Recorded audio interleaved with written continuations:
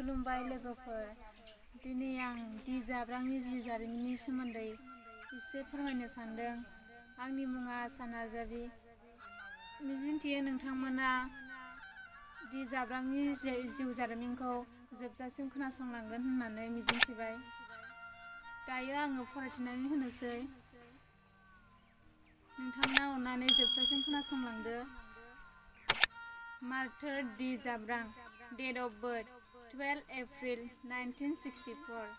Date of death 26 February 1996. मुंख्लं दि जाब्रांनि सुंद' जारिमिन। थै आरो मोदै। दिव्याजित दैमारिखौ नखरनि आरो लोगोफोरा अननायजों बायथि गाबज्रियोमोन।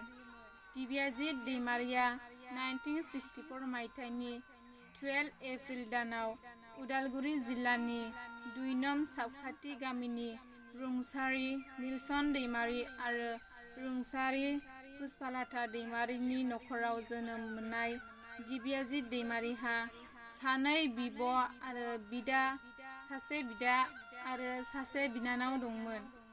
बायथिया नखरनि ब्रैथि फिसाज्लामोन। दिव्याजित दैमारिनि बिमाया गामिनि प्राइमारि फरायसालिनि सासे फोरोंगिरिमोन। बियो बिमा फोरोंनाय फरायसालियावनो फरायनानै उनाव उदालगुरि हायार सेकेन्डारि स्कुलनिफ्राय 1982 मायथाइयाव IFSC आनजादखौ उथ्रियो। बिनि उनाव शिलं कलेज निफ्राय 1984 मायथाइयाव PU खौ उथ्रियो।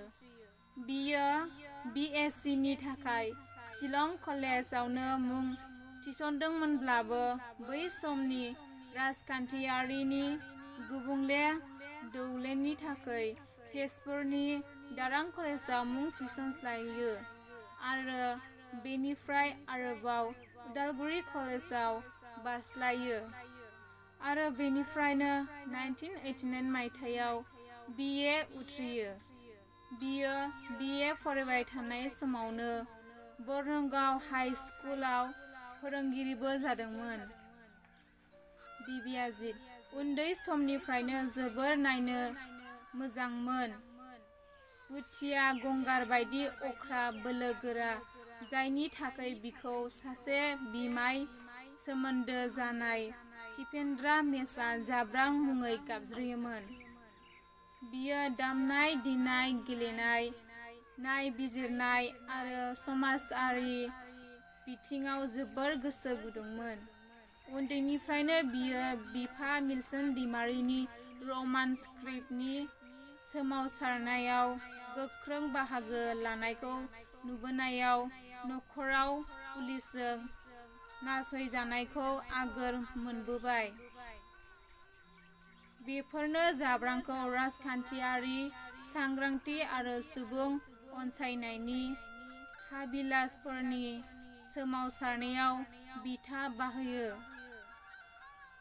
बियो बर' सुबुंफोरनि माहारियारि उदांस्रिनि थाखाय 1987 मायथाइनिफ्रायनो बर' सिकिउरिटि फर्स आव सासे गोख्रों मावथि सोद्रोमा महरै बाहागो लादोंमोन। उनाव बियो गावखौ गोदानै मुं लानाय national Democratic front of Bodoland आव बाउसोमो। बियो गावनि समायखिरा लानाय, मावनाय हाबा आरो बिबाननि सायाव जोबोर सांग्रांमोन। बिनि गोहो बोलोजों मावनाय दांनाय आरो सैथोयै मावसोमनाया बिनि लोगोफोरखौ गोसो गुदुं जाहोयोमोन आरो थुलुंगाखांहोयोमोन। जाब्रां एबा दिव्याजित बिथाङा 1996 मायथाइनि 26 फेब्रुवारि खालाराव दानि चिरां जिल्लानि बुहुर थिनालि होननाय जायगायाव इण्डियान सिकिउरिटि फर्स जों मोगा मोगि जानायाव गावनि जिउखौ खोमानान लानो गोनां जायो। बेबायदिनो बर' माहारिनि सासे मोननो रोङै बिर जोहोलाव अबथिरायै मुंख्लं जायो। बिनि अबथिरा जिउ थुंगेनायखौ बर' सुबुंफ्रा गोसोखाङोब्ला मोदैनि दाहार आरो गोर्बोनि दाहायाव गोजावो। नाथाय बिनि अराय सम गिनाय गैयै गाहामखौ हास्थायनाया गोग्गाथावना।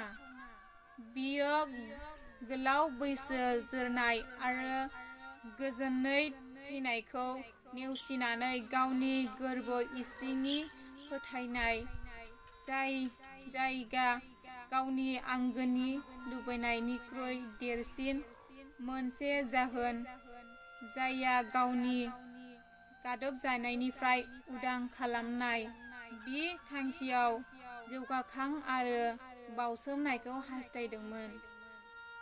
दिनैनि सम आरो बोथोरा सोलायबोबाय, खाबुफ्रा बांलांबाय आरो बर' फिसाफोराबो संसारनि जौगालांबाय थानाय दाहाराव खारफानो लामा मोनबाय।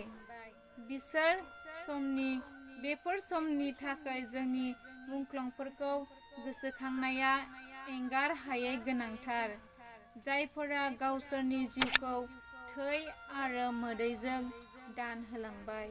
दिव्याजित दैमारि, जाब्रां, नोंनि मुङा अराय सम गोसोखांजाथों। गोजोन्थों।